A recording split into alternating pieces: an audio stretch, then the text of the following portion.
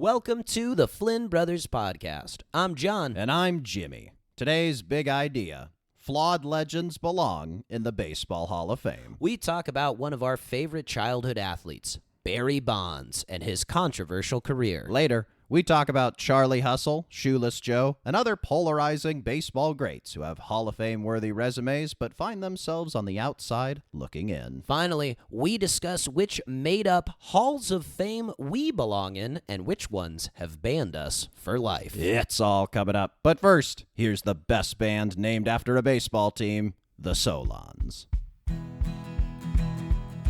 Oh yeah. Oh yeah. Oh yeah. Oh yeah. Oh yeah. Oh yeah. You know, we're Northern California guys, right? People see us, they say, those are a couple of NorCal guys. You know? Yeah.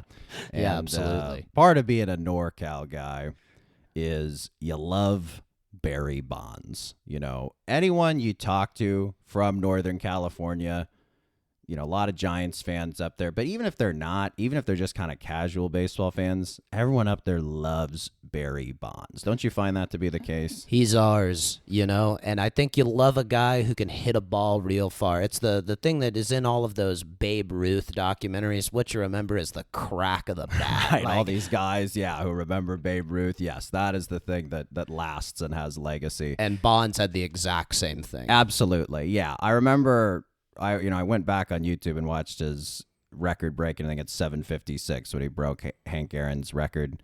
And just like you're saying, it's the crack of the bat, and like as soon as you hear it, you could not even be watching the television. You just hear it, and you're like gone.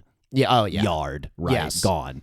And you know, it's interesting because people outside of Northern California, Bonds is, find Barry Bonds very controversial, but he's still in Northern California somewhat revered, somewhat accepted. I think at the most recent NBA All-Star game, wasn't he like one of the coaches of the celebrity team? Yeah, exactly. Yeah. So he still like kind of pops up occasionally, but he seems kind of private now in his post-playing career.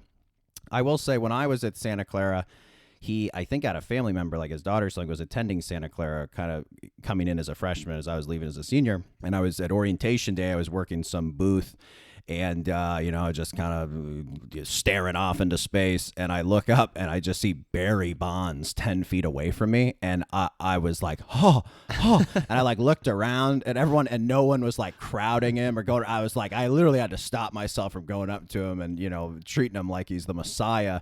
But the great man himself. yeah, it was incredible. It was incredible. And for someone who grew up in Northern California, it was especially incredible.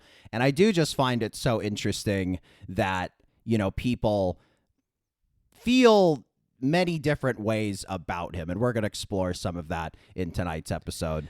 It is interesting, though, talking about seeing him now, because he isn't the same guy he once was. It's almost as like he's lost so much weight. Yes. He's taken up cycling is like his new obsession. Right. He's thrown up some crazy stats in cycling. He's just a man who loves throwing up crazy stats. But yeah, it's like seeing Mr. Incredible if he was thin. Yes, like it's yes, just yes. all sort of wrong. No, his body now, it looks like he plays on the Pirates again. He did, 30 years ago. Which is perhaps all the more evidence. Yes, that substances were abused. Which It was He was juicing. But, when we were kids, we watched him. I first remember when he was chasing Babe Ruth. That was huge because Babe Ruth, I think, was 714 homers. And when Bonds passed him, that was really crazy because Babe Ruth, Hank Aaron, those just really felt like unbreakable records. But then as kind of the steroid era continued and, guys like McGwire, Sammy Sosa, they sort of dropped off in their later career, whereas Bonds just kind of kept going. I think he played till he was like 43 or something. Yeah. Like he had a crazy long career.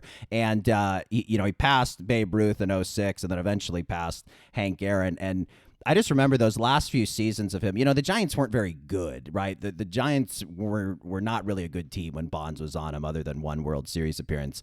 And when Bonds came up to bat, though, it was must-see television. Like, don't you remember we had one TV in the house, and someone in our family, be doing chores, getting ready for dinner. People would be kind of in and out of the room, but one person would always kind of have an eye on the TV. And when Bonds came up, someone would shout through the house, "Bonds is up!" And literally everyone, you could be in the garage, you could be making dinner, you would just run up the stairs, go to the TV, and you would watch Barry Bonds have an at-bat. And it was one of the most electric moments in sports at the time. It's pre-pitch clock, so Bonds would really infuse the moment with drama. You would see the pitcher, he'd be sweating, he'd be nervous to have to take Bonds.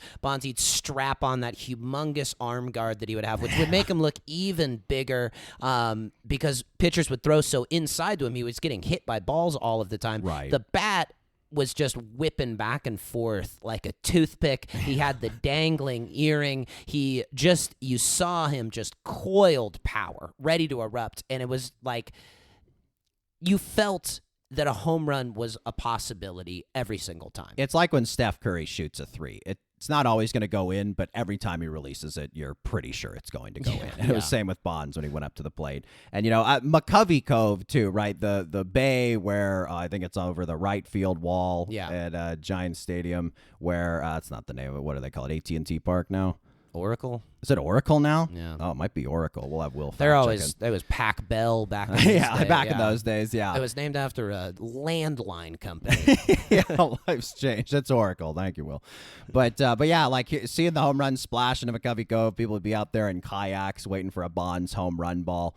And, it was kind of funny because by the time Bonds was sort of 42, 43 in the last couple of years of his career, everyone sort of knew about the juicing, right? If they didn't fully understand the facts and believe the facts that were presented, then they certainly had suspicions. But people kind of just didn't care. It almost felt like when you were watching him, it was kind of like in the old West days when like a circus or a medicine show would come through town and you're just sort of like, I got to see the spectacle. You'd suspend disbelief, like in the same way that a magician isn't actually doing magic. Yeah. You knew Bonds couldn't actually physically look as huge as he was and play as well as he did, as late as he did, through purely natural means, but you didn't want to really dig into it. You just enjoyed it for what it was on the surface. Well, let's look at the steroid piece of this because we're about 99.9% sure Barry Bonds took steroids based on all the evidence presented. I would say to this day, the only evidence we don't have is a full confession from Bonds. Right. I would say that's the 0.01% or 0.1% we're missing. Which is interesting because I think that's the thing. Like, you think about Sosa and McGuire, I think both of them have more or less rehabilitated their images because they apologized. But it sort of speaks to a different era of American culture where the apology was the way to get over the controversy, whereas now it's like you just can take the Bonds method, essentially, where you deny, no matter what it is, come up with whatever story you want to get around it, and that's how you survive it. And, you mentioned McGuire and Sosa. They were kind of the reason Bonds and a lot of guys from that era, Alex Rodriguez, were getting into steroids. There was this home run race. I think it was in 1998, right? And it kind of was kicked off by McGuire, and then Bonds I think he broke the single-season record, was 73. Is that it? I think it's 73. It was, McGuire and Sosa were going for it, and then Bonds, they set the record in 98, then Bonds shatters it the year after. Because I think what he saw was like, McGuire, Sosa, these are good players, but I'm a great player. I'm really, and it's like, well, if they're going to do it. And the other thing, too, is like, this was a open secret around the MLB. As it was in cycling. Lance Armstrong's talked about this as someone who did steroids, that everyone in cycling was doing it. And it's sort of that's, part of the ethical dilemma we'll talk about is if everyone's doing it, is it as unethical, right? But I remember the steroids, Bonds got them from a company, the Bay Area Laboratory Cooperative, Balco, which I remember even as a kid when always hearing that in very serious ESPN reporting. It sounds like an evil corporation in a sci-fi movie. Yeah, did Lex Luthor found Balco? Yeah, it was LexCorp, and then it's like a subsidiary, right? But you found this quote from Game of Shadows, which was the book by the SF Chronicle reporters Mark Feinaru Wada and Lance Williams. You want to go ahead and read this quote just for a little us? context before. Bonds sort of started steadily, just trying some stuff out. I don't think he ever told his trainer, give me the juice. But I think his trainer knew, like, okay, this guy's getting a little bit older. This is kind of accepted. I Right. can kind of, get him into this slowly but surely. And by 2001, this is now quoting, he was using 2 designer steroids referred to as the cream and the clear, as well as insulin, human growth hormone, testosterone decanoate, a fast-acting steroid known as Mexican beans, and trenbolone, a steroid created to improve the muscle quality of cattle, which is just like, that's just taking it all. That's if you're going up to the soda fountain, you're doing a suicide. That's what he did with steroids. That's the same year Bonds broke McGuire's single-season home run record, 70, by belting 73. That's right. And he broke the record at age 36, which is, most across sports, most people's athletic prime is sort of that 26 to 30, 31 range. I think for football players, you could argue it's a little younger, particularly running backs, certain positions. At this time, too, like, we just didn't have the same technology awareness of sleep and diet and exercise and yoga and all of these different things that help athletes last so much longer now. I mean, this is the early 2000s. That sort of stuff was well down the line. And the 73 was pretty crazy, hitting that many home runs in a season, because no other year did he hit more than 49 home runs in a season. So it's like, to have that big of a jump that late in your career, if you're, sort of at this time, you would have been kind of a conspiracy theorist, but as time's gone on, it just, the signals were so clear. Yeah, right? it just seems obvious. Yeah. So Bonds eventually was indicted on perjury and obstruction of justice in 2007 for lying about his steroid use. He was called to testify, and he lied and obstructed justice. And he, to this day, he's basically maintained that he never knowingly took steroids. And you just have to imagine everyone else has pretty much admitted it. Every other player has pretty much admitted it. All the signs are there. All the facts are there. It just seems like at this point, he's either lying, or it's that psychological phenomenon where you tell yourself a lie so many times it becomes the truth. And I think everybody was incentivized to let him take steroids and turn a blind eye. Bonds, he's getting older. I want to sign another big contract where I'm at the top of the league. So he's asking his trainer for quote unquote relief. Help me get over these aches and pains. I want some recovery. I want to be able to work out harder as I get older. The trainer thinks, look, I can use steroids undetected. They're not banned until 2002. Bonds uses in front of everyone. That was lots of people say they had evidence of Bonds using steroids, which is, in a sort of counterintuitive way, makes it seem less suspicious. Like if he was always clocking the bathroom stall and then shooting it, then it would seem more suspicious. But doing it in front of everybody, it's like, hey, there's nothing wrong here. But the organization, like the Giants organization, always coddled Bonds and kind of kowtowed to him because he was the big star. He was the big draw, especially in these years where the team wasn't very good. And the press at first was even pretty easy on him. But I think that was, and maybe that is part of why as kids we still loved Bonds, is we were kind of in this echo chamber, or, a lot of the rough truths were sanded down for us. It's really hard, I think, to overcome a very, very, very positive first impression. Yes. Which Bond established, and not just a first impression, but multiple impressions of especially when you're young. For people our age, I think especially, but even if you're an adult, there's people who are still just even with the steroids, the achievements were incredible. Yes. Even if you are jacked up, hitting 73 home runs, just the hand-eye coordination against the best pitchers in the world is incredible. And Bonds was eventually convicted for obstruction of justice. He basically just received a slap on the wrist, appealed it, and got it overturned. So, there was really no punishment for him having done this. It's more of a baseball crime than it is a actual crime. Right. It's sort of a victimless crime, really. Maybe you hit some home runs off pitchers, and you could maybe argue within the game, you're cheating the game, you're delegitimizing it, all of these different things, but the only person he was harming was himself. Yeah, really. It's more of a concern of ethics versus law, legal matters. But let's get into the career statistics. We mentioned the record 73 home runs in a season. Bond really, though, has some insane overall stats. Let's go through some of them. For his career, he is the all-time leader in home runs at 762, walks 2,558, and intentional walks, 688. Now, you mentioned some of the new rules in baseball. One of the new rules in baseball is you don't have to throw the customary 4 pitches way off to the side to the catcher to do the intentional walk, which I get. It speeds the game along. I understand. However, to our point earlier about Bonds coming up to the plate and it being an event, there was such a drama with Bonds stepping up to the plate, and you didn't know if the pitcher was going to pitch true or if he was going to intentionally walk him. It was often very strategic, but there was so much drama in that. Like you mentioned, Bonds ripped, wielding the bat like a toothpick while the pitcher kind of nonchalantly throws the intentional walk. And I think one time Bonds swung on it and actually like hit a homer off what was supposed to be an intentional walk. Out of frustration. And you have a stadium full of people who are there to see Bonds hit a home run. They want to feel that closeness to the greatness, and you're denying them that, essentially. You're doing a cowardly move. You are tossing the ball.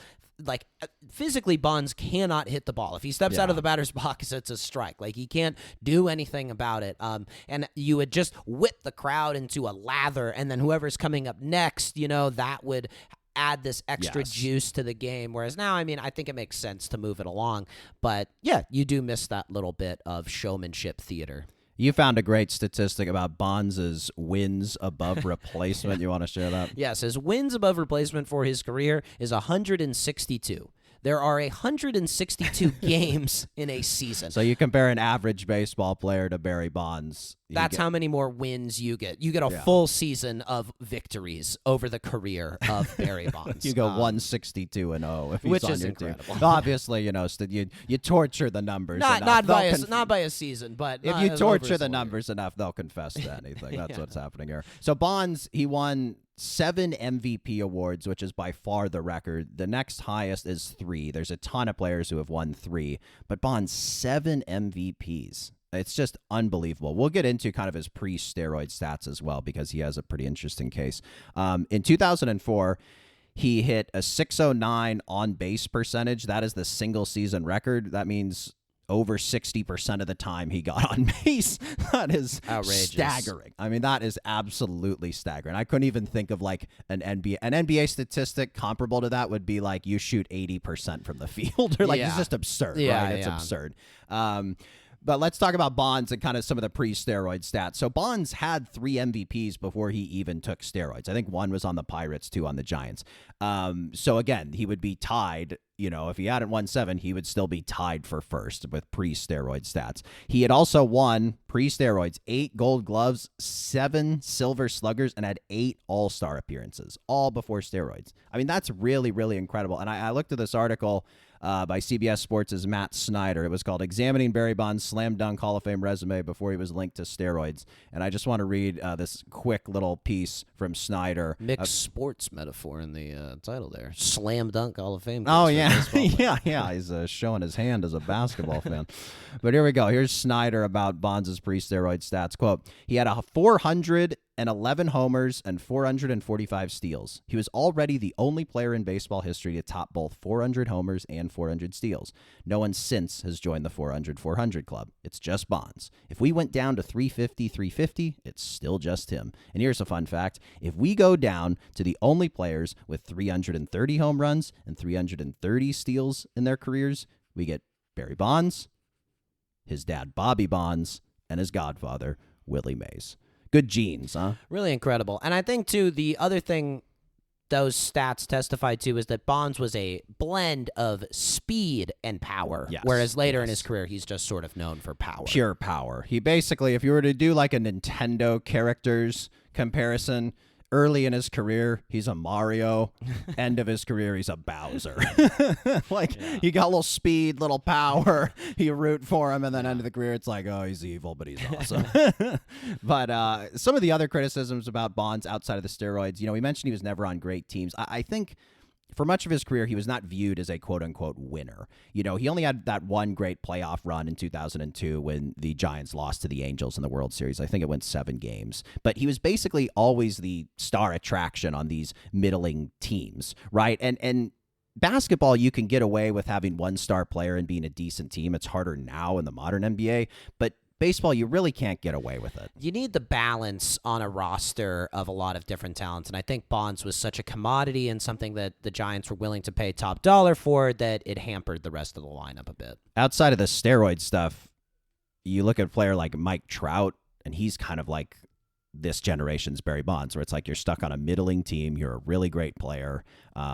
Trout's had more unlucky injury history, I would say, than Bonds. But yeah, it's always just so disappointing when you have a star player on middling teams in baseball. You want greatness to achieve championships. Without that, it does feel unsatisfying. Bonds also was kind of criticized. He was always seen as sort of surly and cold, not only with teammates, but with the media. And I couldn't help but kind of have that sensation. It was a very brief encounter when I saw him at Santa Clara all those many moons ago. But there was a sort of sense of, and you get this with lots of celebrities, don't approach me, like, I don't want to talk. And I think part of the coldness and surliness was even before the steroid stuff and how polarizing he was. I just think he kind of was like that. And part of that maybe was, I think in Pittsburgh, Pirates fans didn't really embrace him as well as he should have been embraced for how talented he was. But yeah, I feel like overall he just kind of had a surliness to him. Yeah, some people love being a gigantic celebrity and some people just love playing the game. And I think Bonds has appreciated the celebrity a little bit more. I think you miss it when you don't have it every single day dominating every aspect of your life, can't even go to the supermarket or something like that. But now when he's, able to take a tour around a college campus, he probably appreciates people being a little bit more like, oh my God, there's Barry Bonds. Yeah, he saw me slack-jawed staring at him. Even when he broke the record, I go back to watching the YouTube video of him breaking the record, which I remember we watched live, but, again, many moons ago, I rewatched it. And even as he's rounding the bases and he passes home plate and he kisses and points up at the Lord Almighty, I just don't I found myself asking myself, is he happy? Like, if you had to do kind of this unethical thing in order to achieve history, is there a sense of guilt? Is there a sense of accomplishment? Is it joy? Is it relief? It just brought up a lot of complex emotions, not only in me, but as I was looking at Bonds and the expression on his face. I think, too, there was such a hubbub surrounding him breaking the record. And it's like, oh, is he going to do it at this at-bat? Is he going to do it at this at-bat? And it was like when Steph Curry was trying to break the all-time three-point record. He kind of went through a little mini slump where he was hunting three-point shots and Bonds was hunting home runs. And he was also at a sort of diminished stage of his career. And I think you lose some of the joy of the game when you're going after the numerical statistics as opposed to just kind of playing for winning and the love of it. You told me earlier you jotted down some sort of moral questions involving the ethics of all this. You want to fire a couple of these at me? Yeah. So I would ask Bonds, any professional person, Bonds took steroids to keep getting paid top dollar for, 5-7 more years. In most other jobs, would people take a banned substance or a semi-unethical substance to keep being paid? You're a CEO. This pill right here. This a limitless pill. This will keep you at the top of the CEO game. Yeah, it's interesting. Do you think people would take it the same? I think, we mentioned on our teeth episode, you did that breakdown of 1/3 of people do the right thing, 1/3 of people kind of do the right thing, and 1/3 of people don't do the right thing. And I think that breakdown is probably true. I think it's about 1/3 of people would, 1/3 of people would definitely sleep on it, and 1/3 of people would be like, give me the limitless pill. Yeah, absolutely. Yeah, I think it was probably, you just got to have to say that it was hypocritical of the league to ban him from the Hall of Fame because excepting maybe the last couple of years where baseball has had a bit of a resurgence, this was the last time that baseball was really, I think, a national talking point. And they knew it was happening and reaping the benefits. And you're asking if it's hypocritical of the league not to ban him. We'll get into this later, but part of this is baseball has this old white guys club of sort of people who see themselves as the arbiters of the sport and the protectors of the sport and the protectors of the integrity of baseball as America's pastime. And I just think it kind of fits into that, where there's anything they view as impure, excommunicated, right? Yeah. You are shunned. So I think, I do think objectively it is hypocritical, but it's just like you're playing a sport where these guys have always kind of existed and controlled the sport at the top of it. So it's like, if you take steroids, like, and you know the sport you're playing and the type of people and what they'll do to protect it, you see what happens to Pete Rose. It's just like, you kind of expect that to happen. And at the same time, though, it's like they were taking the rewards of him cheating the system, and I think they were probably celebrating this as it was happening, and then later you want to go back and snatch back the purity, but it's sort of like... Yeah, and baseball had a lull in popularity in between the steroid era, and I would say relatively recently, kind of with this new Dodgers team, right? So there was kind of a double-edged sword to them banning him, but, Bonds is such a polarizing figure, outside of Northern California, where everyone loves him, people tend to either love him or hate him. And, the thing with banning him and the people who don't like him is it feels a little willfully ignorant, especially given all the statistics we mentioned. Like, one thing I think about is, and this is absurd, but if an alien species came down to Earth and they went to Cooperstown and they went to the Baseball Hall of Fame and they walked around and they're like, oh, the guy who hit the most home runs, where's his wing? Where's his jersey? And they're like, oh, no, he's not here. Like, it's just like it seems like we're turning our back on history by keeping him out of the Hall of Fame. Whereas the flip side is, if you're with him and you support Bonds, there is this suspension of disbelief. There is this, okay, we're kind of rewarding cheating. We're rewarding a guy who skirted the rules. And I think, guys like us, Flynn Brothers Podcast, RMO, we're always in the middle ground. We're always in those gray areas trying to find the happy compromise, aren't we? Yeah, I think you have to sort of, in a way, tell the full history of something, and I think that's something that we struggle with doing. We don't like having people that are mixed between being good and bad, having flawed characters of history. We, can't say...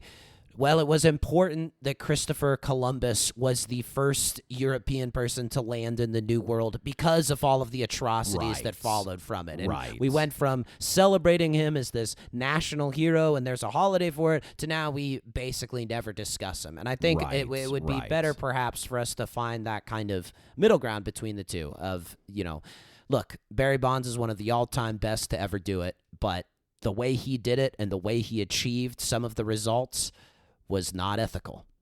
Wonderful nuance. More nuance ahead. After the break, we're going to talk about some other flawed legends. We'll be right back.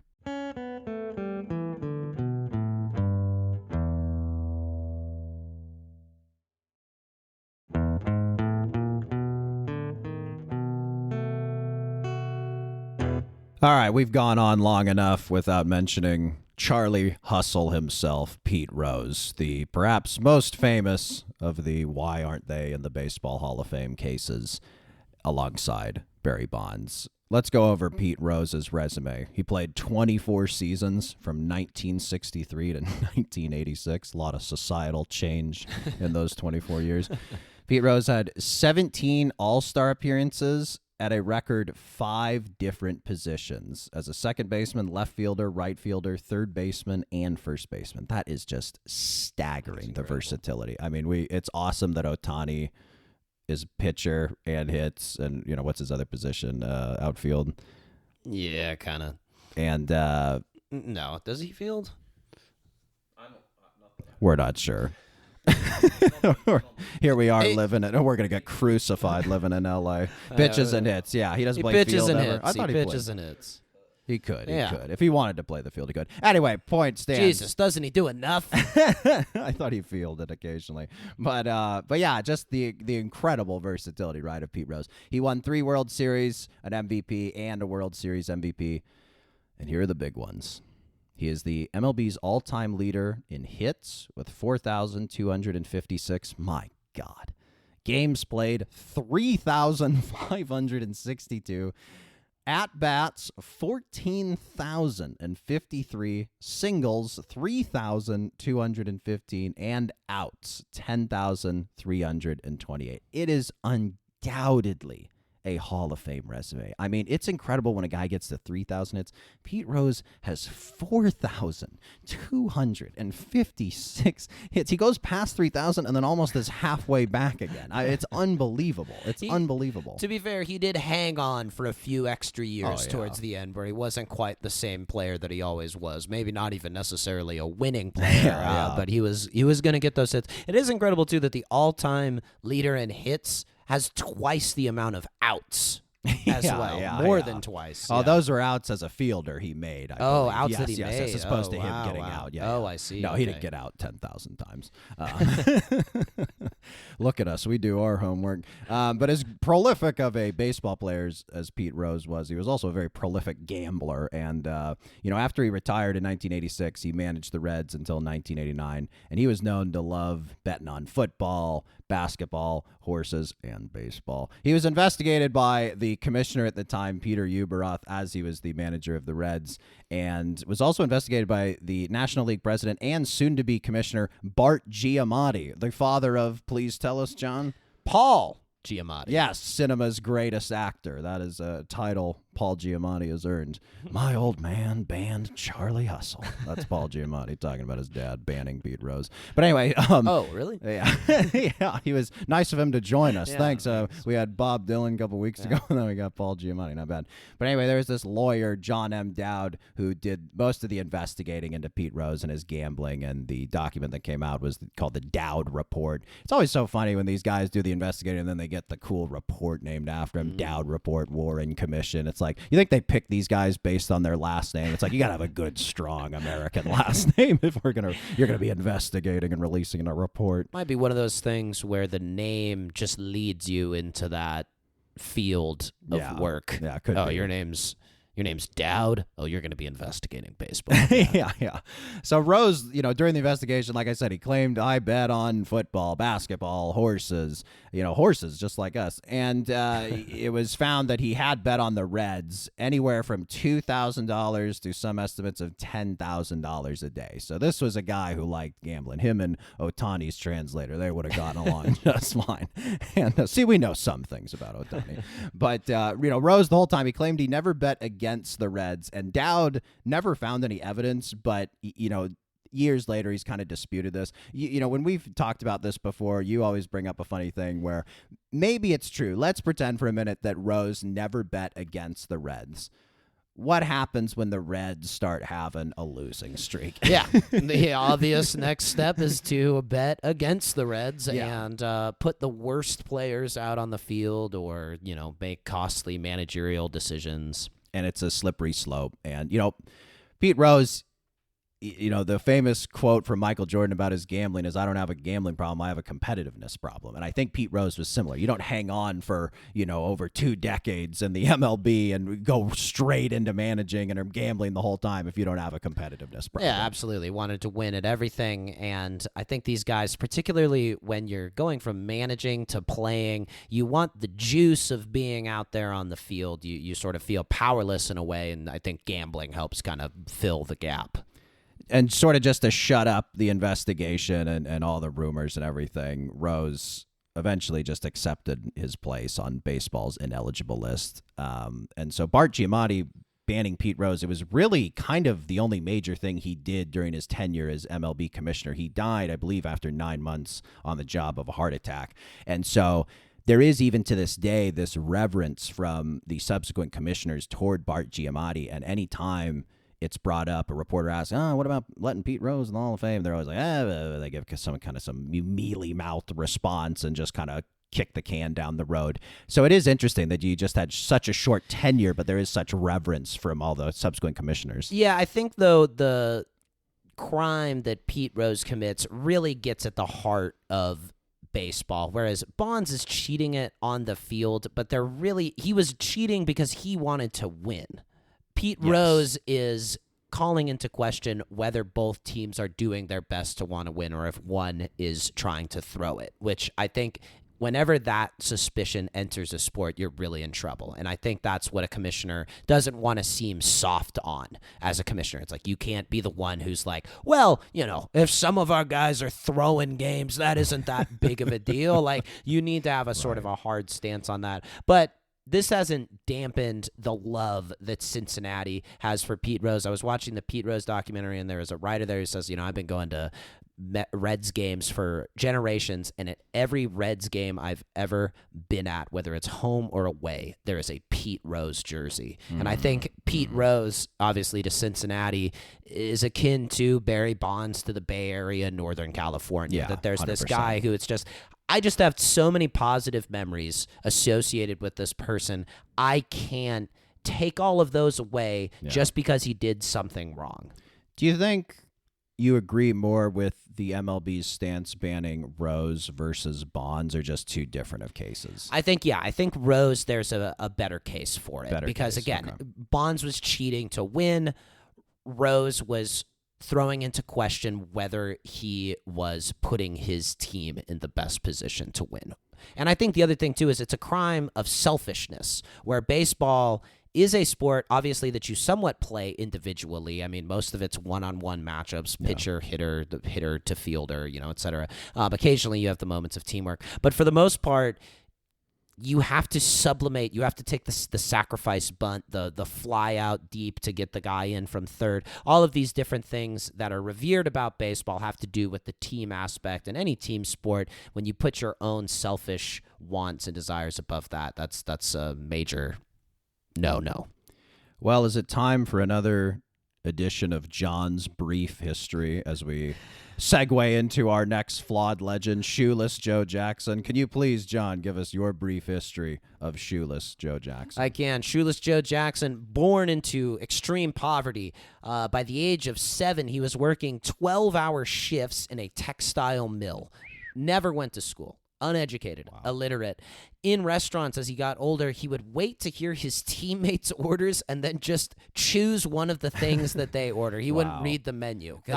I remember that. We read a book when we were kids. There was a children's author, Dan Gutman, who had a series of, I think they were called the Baseball Card Adventures, and this kid had this magical power where if he touched an old baseball card, he could travel back in time, and then he would hang out with... Magical. Gets the Flynn Brothers recommendation. That's great. He'd hang out with... Moby Dick. He'd hang out. Yeah. Maybe it'll be the next episode of the Flynn Brothers Book Club. But, Satchel Paige, Jackie Robinson. So the books would be called Babe Ruth. Yeah, it'd be called like Babe and Me, Satch and Me, Jackie and Me, and Shoeless Joe and Me. I remember there's a scene where he's with Shoeless Joe in the diner, and again, Shoeless Joe can't read the menu. He's like holding it upside down or whatever. And the woman's like, the waitress is like, "What do you like?" And he's just kind of, he assumes it's a breakfast joint. "I'll have the ham and eggs." Like, please God, have ham and eggs.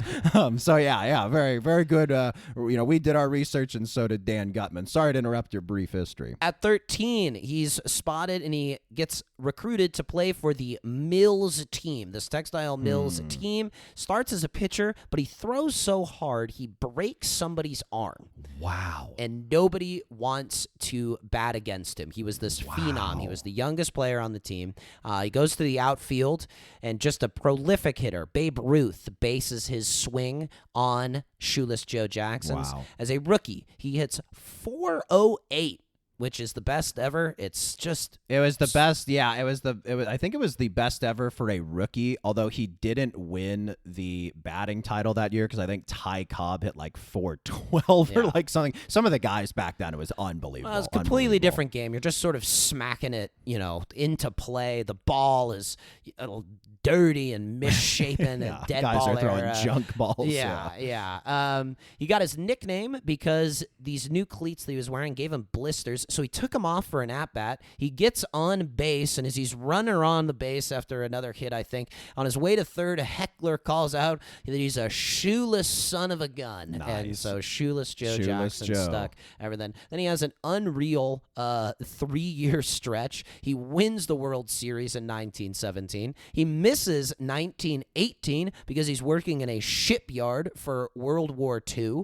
World War I. Sorry, World War I, pardon me. And then the next year, he is embroiled in the Black Sox scandal. So that was in 1919. Lots of members of the White Sox in the World Series were accused of conspiring with the gangster Arnold Rothstein to throw the series, and a lot of them were found guilty, and a lot of them confessed to doing it. Shoeless Joe himself was embroiled in the controversy, in the scandal. Twice he refused a $5,000 bribe, and I believe that would have effectively doubled his salary. So it was just like an ungodly amount of money at the time. And Shoeless Joe, he had told the White Sox owner, Charles Comiskey, who basically just refused to meet with him. Shoeless Joe was like, please let me meet with you to describe like what's going on. And the owner, for whatever reason, refused to meet with him. And so at the trial, Shoeless Joe was represented by the team attorney, Alfred Austrian, who got him drunk and basically forced him to make a confession, coax the confession, if you will. And the other players who were embroiled in the scandal just mentioned Shoeless Joe's name because it made it seem more legitimate. There's no real statistic evidence to back it up. Like, some of the players, it was pretty clear like they were throwing the game when you look at the statistics. And then Shoeless Joe, there were some dips in some of the supposedly thrown games, but nothing out of the ordinary of just a regular 7-game series. Yeah, great players go through slumps all the time. And to me, it just sort of feels like a man who is a genius at baseball, but is not very book smart, gets sort of taken advantage of or hoodwinked by these very savvy gamblers and this lawyer. And it's really just sort of a tragic story. After this happens, he is banned from baseball, but he continues playing in these sort of like minor league barnstorming teams, and he'll go under different names because just his name was so Persona tarnished. non grata. Yeah. Similar to the Rose situation, all the subsequent commissioners, including Bart Giamatti and the current one, Rob Manfred, they've refused to reinstate Shoeless Joe. And again, there's the old white guys protecting baseball. There is just this weird boys club protecting baseball and the integrity of baseball and anything they perceive as impure. And I mean, don't you just find it? Pete Rose is a bit of a different case, but isn't it just so ironic? All this continual legacy finger wagging at Shoeless Joe for supposedly being embroiled in gambling. And now, what is every single advertisement you see on a baseball broadcast? Yeah. It's gambling, right? gambling. It's gambling. It's just like kind of crazy. I mean, you talked about hypocrisy. Isn't that total hypocrisy? Yeah, although I will say the difference between the time now is that there just isn't no financial incentive really for a baseball player of significance to throw a game. I mean, the money you would make would be a one-time thing and be sniffed out pretty quickly because there's such a large number of people keeping an eye on these things that there's no way to slip this past the system. And I do think, though, again, this goes back to the Pete Rose thing, that no commissioner is going to ever really want to do it because you don't want to show the soft side that you can jeopardize whether or not the players are playing as hard as they possibly can. I think the Shoeless Joe banning is the most absurd of the three we've covered so far, especially just because so much evidence points to, granted it's somewhat circumstantial, but so much of it points to him not being involved and being a stand-up guy. And it's just really disappointing that, life can be cruel, and it just is. It's just sad that like this is his legacy. Yeah, although at the same time, it's like it's such a difficult position to be in because he must have known his teammates were not playing to the best of their abilities. Yeah, you could tell that. For sure. And I think perhaps you have this foxhole mentality with your teammates whenever you're on a team of any sort, and you have to be like, I'm going to ride or die with these guys. No matter what they do, I'm on their side. They've got my back. I've got theirs. And his teammates didn't have his back, but it's really hard to kind of decouple that feeling of kinship with these guys, even though, if he had told on them, if he had told on them, then what are you going to do? I think he basically probably was trying to like, heck, I can maybe still win the World Series, and then that's what gets us out of this pickle. How could we have thrown it if we won? Yeah, really quick, some other flawed legends I want to cover very fast. I'll call this group the steroid guys. Two of them, I would say, have a very good Hall of Fame case. Two, not so much. The ones we mentioned earlier, not so much. Sammy Sosa, Mark McGwire, both very, very good players of their day, but don't really have Hall of Fame cases pre-steroids with the steroids. They yes, they were important for their era, but in terms of the Baseball Hall of Fame's pretty selective as is, and they just, even in the best of circumstances without steroids, I don't think really would have made it. High peaks, but high peaks, but not the prolific sort of sustained excellence. And then the two guys who did steroids who probably should be in the Hall of Fame, Alex Rodriguez certainly, and then Roger Clemens, who's really, frankly, one of the greatest pitchers of all time, who just, again, for steroids and admitting it, is not in the Hall of Fame. Another flawed legend who's kept out, his category is the only guy in it, and this is just the asshole category. It's Kurt Schilling, very, very much has a Hall of Fame resume, but most of the issues with Schilling has been even during his playing career and now post-career, has had this war with the media. And, some of his recent stuff, he's made anti-Semitic comments. He expressed support for, the January 6th insurrection, and I think because the Baseball Hall of Fame is controlled a lot by baseball media, they're not going to really let in a guy who they perceive as kind of a toxic personality and who has contempt for them, the voters. Yeah. But the problem is with Schilling is it's really hard to tell the story of the most monumental World Series victory of this century without him. I mean, the guy... The Red Sox, you talk about breaking the curse of the Bambino, of course. Breaking the curse of the Bambino, while Schilling has an ankle that is stapled together, the staples come loose, and he bleeds, and he's pitching this brilliant game with a literal red sock. Kaboom. Yeah. Will's mind blew up, And folks. I think it's just, I think part of it is baseball is a sport that grandpas talk about with their grandsons. And I think baseball doesn't want to make grandpas explain steroids or gambling or fixing World Series or being an asshole to their grandsons. And I think that maybe is like in a very broad scope, kind of the distilling of why these guys aren't in there. They don't really want, yes, now they've kind of gotten to the point where they're like, okay, fine, we will acknowledge racism. The Negro Leagues are now major leagues. We're going to work on a way to kind of bring that history together and tell that story. And that's sort of an error on behalf of the league that they're willing to own up to. But these individual players who have made errors, it's just like it's almost like heaven, like the Baseball Hall of Fame. It's like that sin, that is too big of a sin. You are not forgiven for that. And these guys, and you end up with a lot of guys in purgatory. Yeah.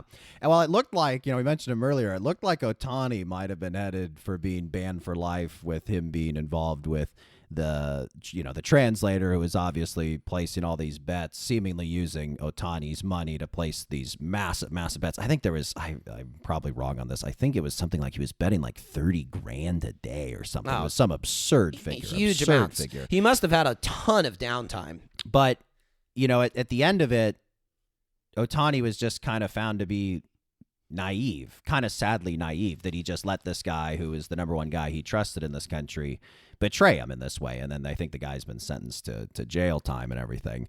But, if he had been found guilty, he would have been banned for life. It just was too soon in his career to assume that they would have been like, no, he's got too much of a Hall of Fame case, right? I mean, this last season was such an incredible season, probably his best season. 50 home runs, 50 stolen bases, and he was only hitting. I mean, this isn't even the full equation. It's going to be fascinating to see how it goes this season with him pitching. But it would have just been brutal. Like, you almost make you think that the MLB was like, okay, we got the story that the interpreter just did it. Good enough for us. Like, it almost feels like the steroid thing all over again. I don't think Ohtani gambles. It doesn't seem like something that's in his character necessarily. But I do think there is going to be that lingering suspicion, perhaps, around him for his career. I mean, I was just having a conversation with some guys who were just like, are you kidding me? Like, there's no way he didn't know about it. And I think there's going to be some people who, regardless of what the facts come out as, will always think that, particularly if the Dodgers roll off a streak of multiple World Series, and there's just going to find some reason to discount this guy who's the greatest since Babe Ruth. Well, we don't want to just talk about these flawed legends and ask all these questions and then just sort of throw our hands up. We want to provide some answers and try to find some solutions for letting these flawed legends into the Baseball Hall of Fame and which ways to go about doing so. And we will discuss those when we come back.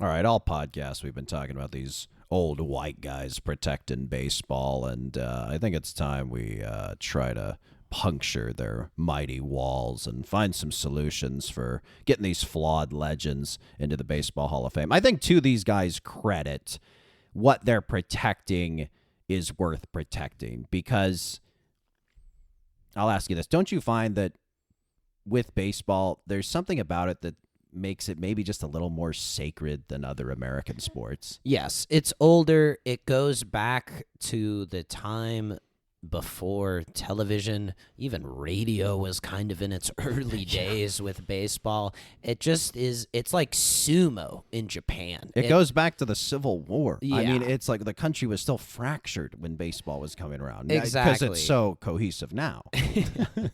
It's just so tied to our identity as America, and less so now perhaps, but I think every boy goes through a phase where you're just like astonished by baseball, and you look at the old photos of like guys like Honus Wagner or you know, Nap Lahoji, and you're just like, there's just something magical about it. It's really just an interesting way to connect with history, and also there's the continuity of the statistics, which I think is also part of the reason why the steroid era is such an attack on the game, because what separates baseball from all the other eras is, you know, Ty Cobb hit over 400. Yeah. And that's impressive then as it is now. Yeah. I think other sports evolve in such a way, and baseball evolves too, but there is this almost desire to keep it the same and maintain the way that it's always been. And I think the sacredness, for me at least, of baseball extends to just a game as a sensory experience, just the beautiful dirt diamond, the perfectly manicured grass, the peanuts, the Cracker Jacks, the hecklers, the sound of the bat, the managers, coaches wearing the same uniform as the players, right? The different types of athletes that baseball players are, like they have huge thighs and asses and are short and strong. Like not a lot of other athletes look that way, right? There's basketball bodies, there's football bodies, and there's definitely baseball bodies. So I do get what these guys are trying to protect, particularly with the Baseball Hall of Fame. And I don't think you necessarily, the flip side of this is like the Basketball Hall of Fame, who arguably lets in too many players, right? Like you and I, no one loves Chris Webber more than us. Chris Webber is an incredible player. 5-time All-Star. He only went to one Western Conference final. He was a very, very good player.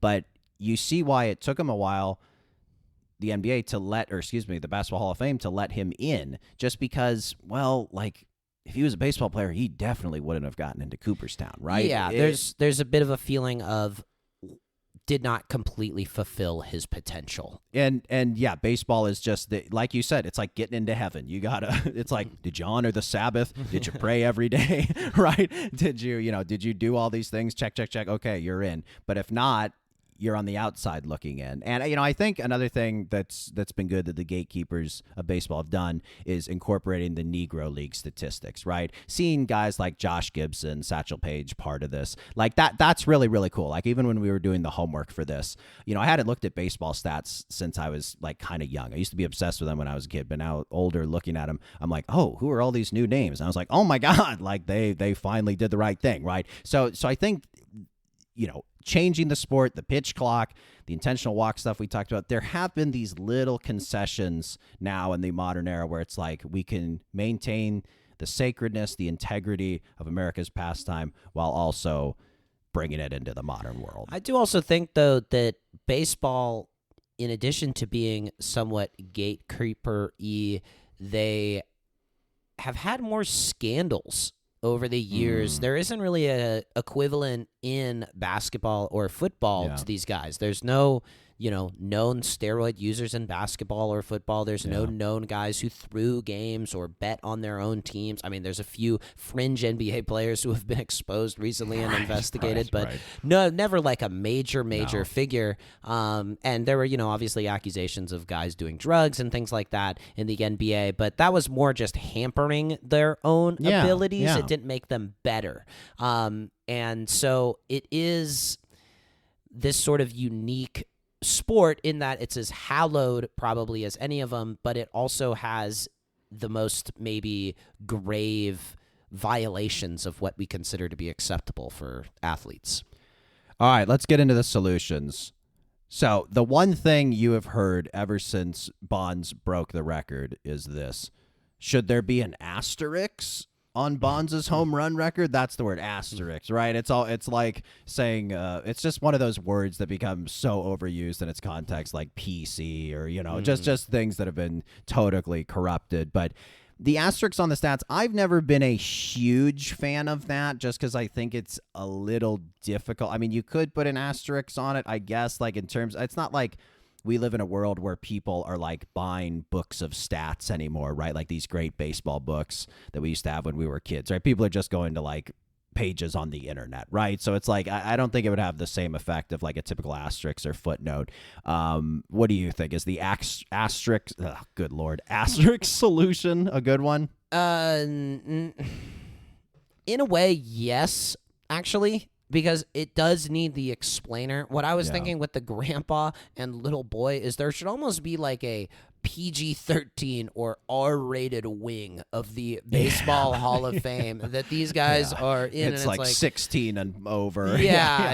It's like, all right, funny. we'll let you know about these guys, and we can really explore these guys in depth. And I just sort of think that telling the whole story of them, as they've started to do with the Negro Leagues, although there is something sort of weird about baseball keeping these players out of the league originally and then out of the Hall of Fame for a very long time and then being like, well, come on in, even though they didn't really get to test themselves against all of the other best players of the era. You need to sort of acknowledge the reality that, man, we kept these guys separate from our league. Yeah. And I think it's not a one-to-one sort of thing, but that is sort of the solution of it's just like there's this ugly side of baseball. There's this ugly side of the Hall of Fame where there was great talent that was either misused in the case of these guys that we've talked about or denied full access to the game. And I think it's, again, baseball doesn't necessarily love acknowledging these gritty realities. It's not really what a Hall of Fame is about. No, but it is what every museum you've ever been to is about. Most museums you've been to, there is, we're going into this section. Like, here we go. Like, I think of LACMA, right? The Los Angeles County Museum of Art. And we've been there. And there is a big room in there, and they got probably 30 pieces from Pablo Picasso, and it is an incredible room and an incredible iconic artist. And all throughout the room, though, there are descriptions and disclaimers about Picasso's systematic abuse of the women in his life. And I think that maybe is something you need to have, like you say, if there's kind of a Negro League wing or a steroid era wing of the Hall of Fame. Have everyone in there because they deserve to be in there, but just explain it. Like, explain that Josh Gibson of the Negro Leagues was arguably the best hitter of all time, and you guys didn't let him in because of that. That's just how society was at the time, and that's how the racism, right? People were just so overtly racist, and you could get away with it. And the side note about the Picassos at LACMA, there's that one piece I remember the last time we were there. I think it's called Man and Woman, and it's a late career Picasso, and it's a man and woman, and they have like cubist distorted faces, and the man is stabbing the woman, and he's got a dagger at his waist, and he's stabbing the woman in the waist. And it's like, I don't think you need to be an art historian to figure out the symbolism of this one. Picasso is just a dirty old man paintings, right? It was his hack period. But I think that is the difference, though, between a museum and a Hall of Fame. Yeah. The Hall of Fame is something where we want to celebrate the best of the best. Yeah. And I just think the human reality is not exactly an easy fit into a Hall of Fame. That there's so many sticky, uncomfortable things and truths about being alive that leach their way into our national pastimes, into art, into every good thing that people enjoy. There's this unseemly underbelly.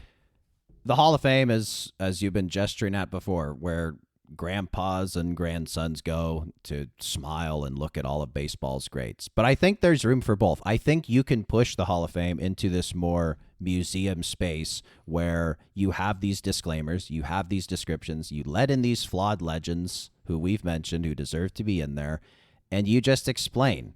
And look, if you're bringing in like an 8-year-old kid and you're a grandpa, like, I remember being an 8-year-old kid in a museum. You're not reading a lot of it. You're looking at the jerseys. You're looking at the mitts, right? I don't think it's going to be so like, avert your eyes, 8-year-old kid. You're going to read about Barry Bonds doing the clear and the cream, right? He's not going to read it anyway. He's just going to be like, wow, listen to the crack of the bat on that video installation. Yeah, I do think the other side of it that complicates it is there isn't the confession, like the legit confession.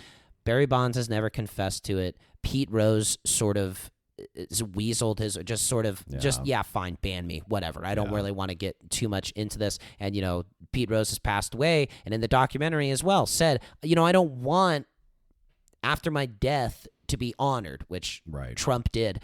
And what good is it? What good is it I'm dead. I'm dead. I'm not going to reveal the I'm award. worm food. I'm worm food. And I do think that is the other element to it as well, where there hasn't been this sense of closure between Bonds, between Rose, and now with Shoeless Joe. Obviously, that ship's long past. But there's just no way to kind of put a bow on it where they say, like, yeah, I was tempted by the wealth and the glory, and I did what I shouldn't have done, and, I don't know if I would have done it differently nowadays, or just get really the true story out of it. But Bonds and Rose, as great as they were as players, are also sort of difficult personalities as well, which are uneasy fits into something that's supposed to celebrate the best of humanity. Well, I advocated for a museumification of the Baseball Hall of Fame. I'm going to push you a little because you've been dancing in the gray, and it's time to go black and white and pick a side here. What is something tangible you think the Baseball Hall of Fame... Well, let me ask you this. Do you think these flawed legends should be let into the Baseball Hall of Fame? No, because then what would podcasters do for material? We're betraying the title of our episode just to make it stronger. But seriously, you believe these guys, like you believe Bond should be in?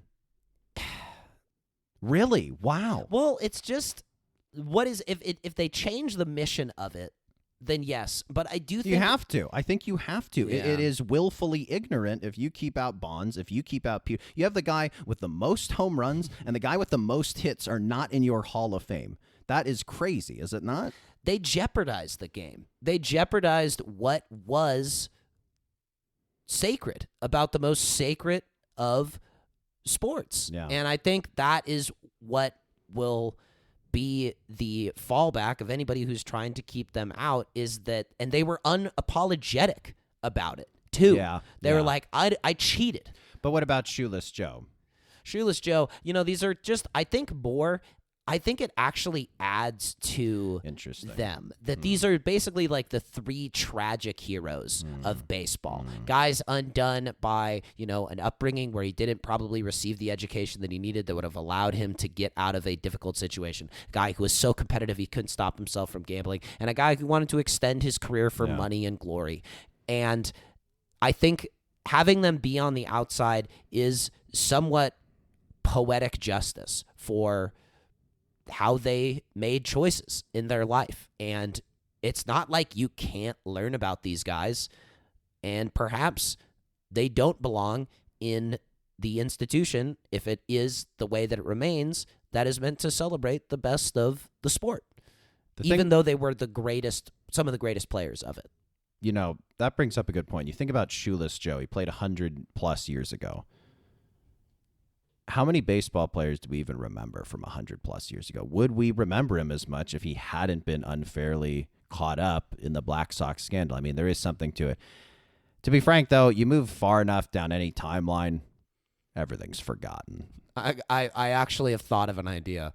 Okay. Across the street from Cooperstown, you have the annex. The annex. The annex. You got a coffee shop nearby. Yeah. Right, There's and that's where those guys are. And if you want to learn about the bad boys of baseball, that's where you get a cappuccino and you see the bookie card that Pete Rose filled out in 1989.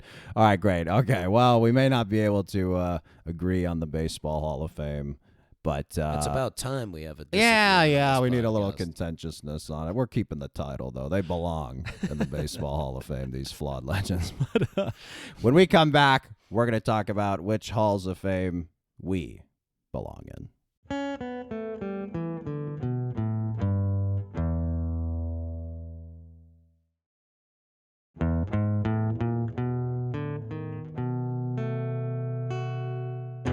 Alrighty, time for the Hall of Fame game. So here's how it's going to work.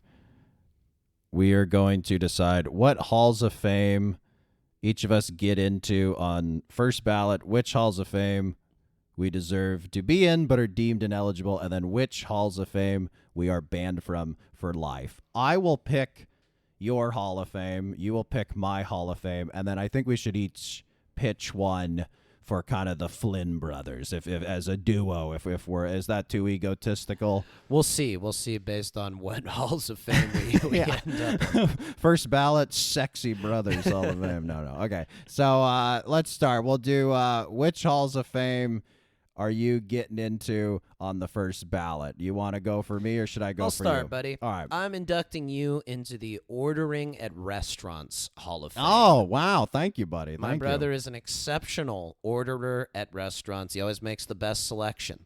At Musso and Frank's, his typical order is a veal cutlet that is topped with, well, I'll just let you. Veal cut. It's a kind of a veal Milanese, but they call it veal schnitzel. It's topped with capers, some beautiful slices of Parmesan, some lightly dressed arugula, and it's got some prosciutto and a lemon wedge it comes with, and that's wonderful. I'll always get a side of Lyonnaise potatoes and then a little grilled broccolini with some hollandaise sauce. And I love ordering for other people as well, I will say. Like if we're out with a group, sometimes people get a little...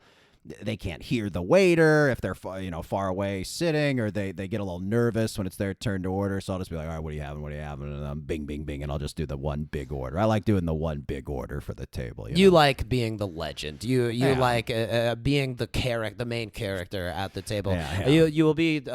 You have also neglected to mention that you always order a martini. That is yes. And Musso's. Yeah, for sure. I always Musso's. get a martini. Comes with a side. I have all of those things written down here as my preparation for the induction of the Hall of Fame. So yes, you are, and you have a great manner with the wait staff. You're precise, you're patient, friendly, but focused. I try to be generous with the waits. Nice tip. Please and thank you. Sure, but you're not chatting them up. How is your day? You're all business. All business. Yeah. All business. Friendliness. Absolutely. Oh yeah, absolutely. Well, thank you, buddy. I'm inducting you. I'll do another positive one since you were so kind to do a positive one. I'm gonna induct you into the Doing the Dishes Hall of Fame. That's not positive. Well, it is because I hate doing the dishes, and it's dirty, sweaty, brutal work, and you gotta slave over a hot sink. But you do the hell out of those dishes. And I will say this: even when you have a big dinner party, people come over, you add a little booze. As soon as people are gone, you just kind of want to kick the shoes off and lay down. You muster up the strength to do them, and it really shows a tremendous sense of discipline. And, just let's get this done. We've talked about this before. When we were kids, you'd eat your vegetables first. I'd eat them last. I got that procrastinator mentality. That big, huge pile of dishes, that's for tomorrow. That's for my brother, right? But you don't have that luxury because you got a brother who doesn't like doing them. So you always do such a good job. So I know you think I'm rewarding you for grunt work, but I do think that is a quite a commendation. Doing the Dishes Hall of Fame. First ballot. I'll say that I do them faster and more complete than I think most people. A lot of the Yes. times I'm doing them by hand as we lack a dishwasher. Yeah. And I think it says something quite revealing about ourselves that my brother is inducted to the Hall of Fame at the beginning of a meal, and I am at the There you go, the there you grunt work, go. dirty side of it. All right, I want to throw out a Hall of Fame for the Flynn brothers. We are on the first ballot, unanimous decision. We are getting voted into the Back Pain Hall of Fame. I am sort of the OG back pain sufferer. I can tie it all back to in high school. We were playing some pickup basketball, and I overextended for a rebound. And I think I had to go to our parents had a chiropractor. I went to the chiropractor.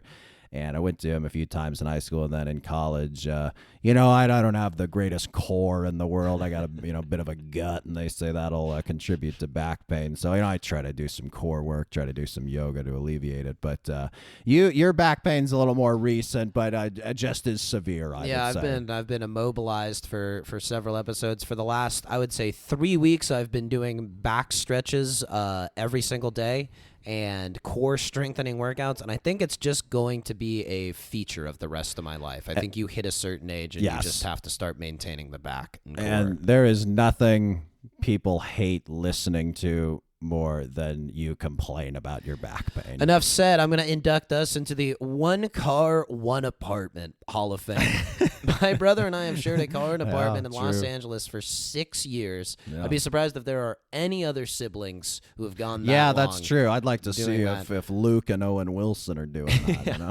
When we tell people we've done this, they act as though we landed on the moon. Yeah, Like it's an yeah, absolute yeah. impossible feat. Yeah, like a lot that's of people good. get along with their, Saves you a lot of but money. We sure got does. low car insurance, and the rent's gone up here and there, but Yeah. for the most part, it's not too bad. All right, now we're gonna move on to which halls of fame do we deserve to be in but are deemed ineligible. I'll go first for you on this one since you went first. So you were voted into but are deemed ineligible for the Space Cadet Hall of Fame.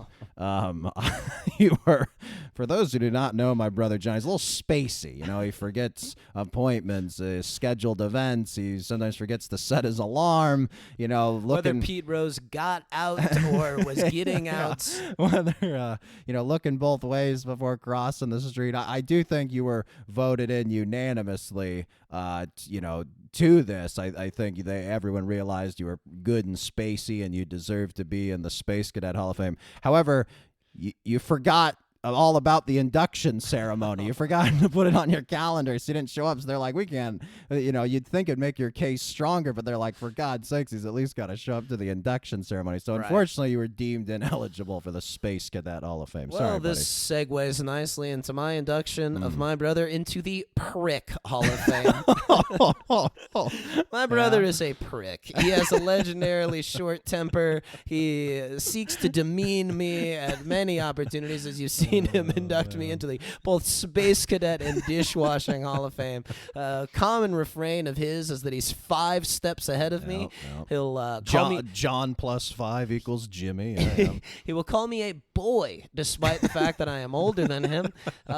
He gaslights me into thinking that I'm fat. Yes, he calls me yes. fat all of the time. And I am fatter, which it's really quite a maestro's stroke. Of, Yes, I remember one time I said that I was doing push-ups. I was telling somebody that I was doing push-ups because I had gotten a little chubby over a holiday break. Right. And the person was like, "You chubby? Who calls you chubby?" And I was like, my brother. And they took a moment to process it and then just burst out laughing. So, I submitted you. Thank to you. the, Oh, the, good. to the Prick Hall of Fame. What happened? However, they turned you down because, ultimately, buddy, you're a good man, an attentive boyfriend, a loving son, and a heck of a brother. Oh, buddy, thank you. Wow, LA, that's it's an honor just to be considered. It's an honor. You're in. They I'm put you in. I'm They put you in I after that couldn't- response. I couldn't be tender after your nice compliment. Yeah, very good. Well, thank you. I think both of those are very illuminating for our audience about our. They're really getting to know us. I think so. All right, you go. What are you proposing for the Flynn Brothers Ineligible Hall of Fame? We are in the 2K Hall of Fame. NBA 2K? NBA 2K Okay. because we've played so much and are so good, but we never play the hardest level. Yeah, that probably would keep us up. We kind of do second to third hardest, Yeah. 3 out of 5. So yeah, it's like we love it. We've grinded, we've put in a lot of hours, but yeah, they can't let us in for lack of competitiveness. Okay, I think we're in but deemed ineligible for the Batman Fan Hall of Fame. Wow. I think we love all the Batman movies. We love Batman. However, we're not huge into the comic books. Like, we've read a few of the graphic novels and kind of the big ones. We've read some of the comic books, but I don't even know if this is necessarily a like nerd badge of honor anymore, because when we grew up and the generation before us and the generation before, there were a lot of comic books. Like, people just read comic books, whereas now I don't think kids read as many comic books. I think like you're a comic book nerd if you like see the 3 Marvel movies every year. So it's like, I think that maybe has changed, but I think OG consideration of a comic book character fan, you got to read all the comic books, and that, that's a hole in our history. Yeah, fair enough. Fair enough. We do not pay enough attention to the comic books. We're guys, once it's been put to film, then we're into it. Absolutely. All right, let's move to the Halls of Fame from which we are banned from for life. Which one, I'll let you go first. Which one am I banned from for life? You have been banned from the Fat Guy Hall of Fame. Oh, what did I do? No, let me in. There was a period in college where my brother got very large. Huge. I believe I got up to 200 pounds. Yeah, somewhere around there. You ate with abandon huge portions Yeah. of just absolute junk. Velveeta mac and cheese. The cheese packs, the ready-made. sludge. You didn't make it. You bought the ready-made. Pringles, pints of ice cream. Yeah. You also had many other characteristics that make a legendary large man. You had long hair. You had beard. You were legendary around campus. Hilarious, larger than life. I was wearing Hawaiian shirts a lot. Hawaiian Yeah, shirt. classic fat guy. You thing. still retained some of your athleticism, so you were surprisingly nimble. You were a yeah. stand-up comic. You were a radio host, editor of the newspaper, many things.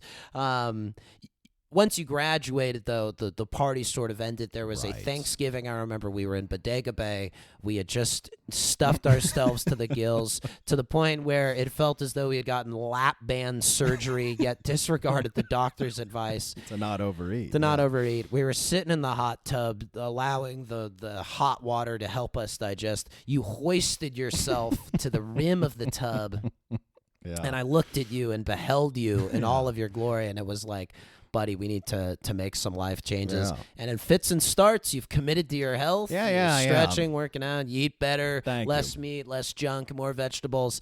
And I think you've found the right balance. Good. You're a large man. I wouldn't yeah. say you're a fat guy anymore. I like to be big, but I am no longer huge. There you Yes, go. that's true, and that is fair. I've been banned for life. Banned for now, I should say. There is a No. possibility Yeah, I could guess so. get back in if I earn it.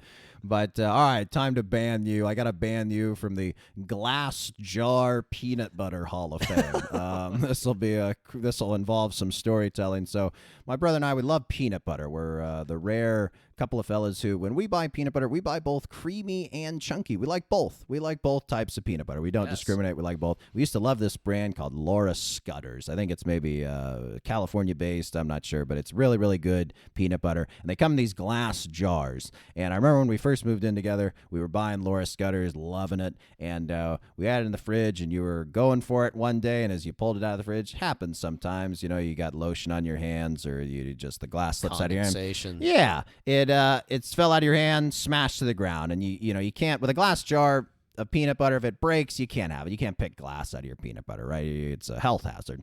So it broke, and I said, all right, accidents happen. I tossed it, and then I don't know, a couple months later, we had another jar of Laura Scudder's in there, and you pulled it out, smash, it broke. It probably only one scoop had been taken out of it. It was probably 95% of a jar. Laura Scudder's, it's $6-7 a jar for not kind cheap. of a medium-sized jar. So I told you, look, buddy, I love peanut butter. I love Laura Scudder's. I love you, but I can't keep throwing away $6-7 on jars of peanut butter that you're going to just spike to the ground.